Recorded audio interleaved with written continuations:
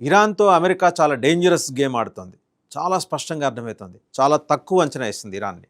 First రంగ్ లీడర్షిప్ని లేపేశాం, ఖమేనీకి అత్యంత సన్నిహితులు, అత్యంత ప్రమాదకరమైన వ్యక్తులు, లీడర్స్ని లేపేశామని సంబరపడి చంకలు గుద్దుకుంది. సెకండ్ రంగ్ లీడర్షిప్ని కూడా కొట్టేశాం, మిలిటరీ జనరల్స్ని, టాప్ మిలిటరీ లీడర్స్ని ఇంక్లూడింగ్ డిఫెన్స్ మినిస్టర్ని సంబరాలు చేసుకుంది. బట్ అమెరికా ఊహించంది ఒకటి జరుగుతుంది అక్కడ. Third rung leadership, Islamic Revolutionary Guards Corps అంటారు, ఐఆర్జీసీ అంటారు. ఆ ఐఆర్జీసీ ఖమేనీకి అత్యంత విశ్వసనీయమైన ఫోర్స్. అది ఇరానియన్ ఆర్మీ కన్నా కూడా చాలా బలమైన ఫోర్స్. వాళ్ళు ఉన్నది 140,000. ఇరానియన్ ఆర్మీ సంఖ్య వచ్చేప్పటికి 7.5 లక్షలు.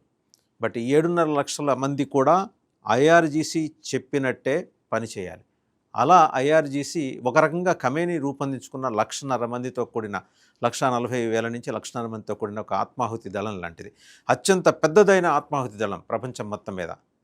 ఈవెన్ ఈ ఉగ్రవాద గ్రూపుల దగ్గర కూడా అటువంటి ఆత్మాహుతి దళాలు లేవు.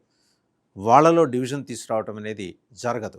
ఎందుకంటే ఖమేనీ పోయినా వారు ఖమేనీ ఆశయాల కోసం నిలబడి పనిచేసే వాళ్ళు, ఖమేనీ వాళ్ళకి బోధించిన ఆశయాల కోసం పనిచేసే అత్యంత ప్రమాదకరమైన డేంజరస్ ఫోర్స్. అర్థం కాలేదు ట్రంప్కి. సో వీళ్ళు సరెండర్ అవుతారనుకున్నాడు.